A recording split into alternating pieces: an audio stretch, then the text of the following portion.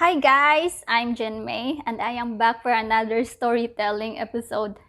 I just want to thank you all who viewed and supported my first video. I never expected it that it will gain views in 5 or 6 days, like 200 plus views because I am only nothing.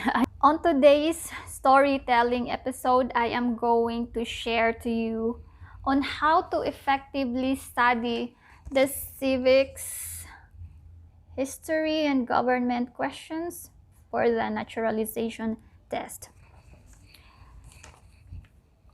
Well, few weeks after I sent my application, I was curious on what are those 100 questions tests that they are going to ask.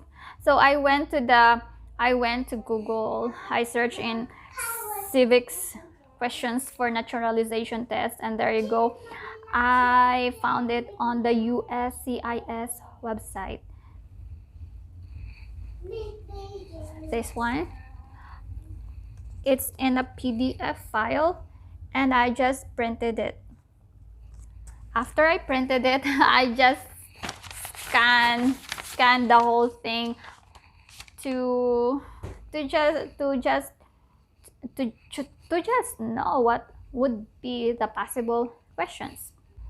The last week of January, when I finally received my appointment letter for my interview, I need to find a way on how to effectively study the 100 questions, because my brain is like I might get mental block on the interview.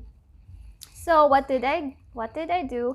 I went to the website again, search for the questions.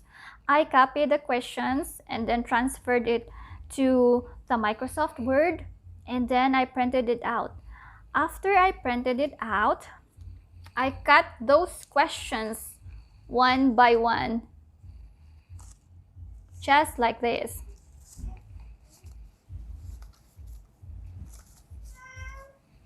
Do you remember the time when you were in high school and then your teacher will say, oh, we need to have a graded oral recitation tomorrow, and her technique, her ways on how to do the oral recitation is just to grab questions one and for you to answer it. These were the techniques that I applied during the time when I studied. I grouped the 100 questions into 5 groups. There are 20 questions in each group. So like it really depends on my mood on that day. I can answer 1 set for the day, or 2 sets for the day, or 3 sets for the day, or all of the sets for the day. This is, I think, the most effective way for me to study all the tests, because it makes me familiarize everything. The next way that I did was I downloaded the app. Yes, there are apps for the US citizenship practice test. You search that, and then the search results are just flooding. So you just have to choose which app do you want to use. Well, those apps really, I barely use it. I only use it when we go in town, when we go in the valley, when we go grocery shopping, just to make myself occupied when I am in the truck. Lastly, the 2 consecutive nights before my interview. My interview was on Monday. So Saturday night and Sunday night, I let my husband read all of the questions, and I will be the one to answer.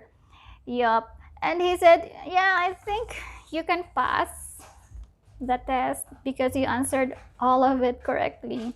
So I know for myself that I will pass because I am confident.